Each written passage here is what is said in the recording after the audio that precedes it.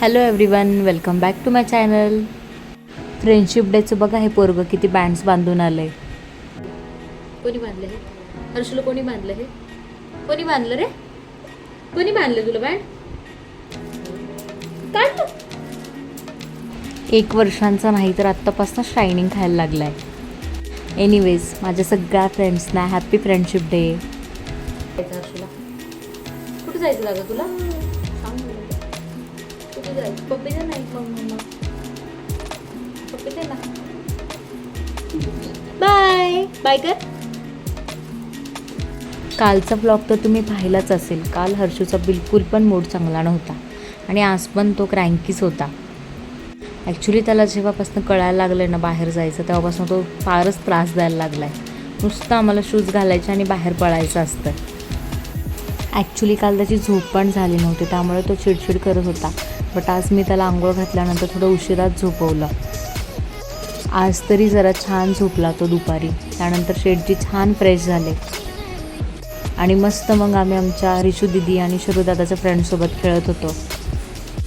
बाहेर खेळणं म्हणजे आम्हाला लगेच माती खायची असते त्यामुळे प्रॉपर त्याच्याकडं लक्षच द्यावं लागतं. मावशी आणि काका आले होते सो दिदीने त्यांच्यासाठी छान पोहे केले होते संध्याकाळी. आज भैयांच्या बड्डेमुळे डिनर बाहेर करायला जाणार होतो आम्ही. रेडी झालो आम्ही सगळे. काही इथे खाली बसले, कळेल तुम्हाला. सगळेजण रेडी होईपर्यंत शरू इशूने छान बनाना खाल्ला आणि आम्ही तिघीने एक छान रील बनवली आहे ती तुम्ही पाहिलीच असेल.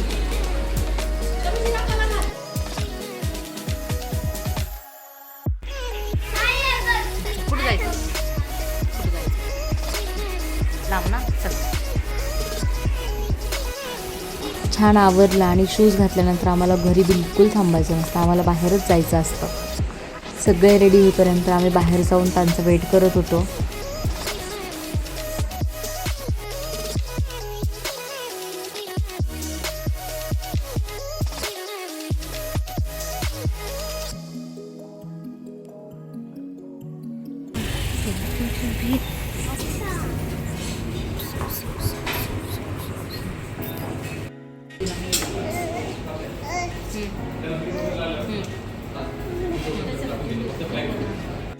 जेवण वगैरे झाल्यानंतर नेहा आणि भाऊजी भैयांसाठी केक घेऊन आलते. तो केक कट केला.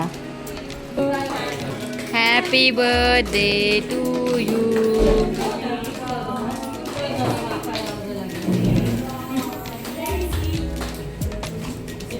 आणि असं छान संपला आमचा दिवस. भेटत नवीन व्हिडिओमध्ये. बाय.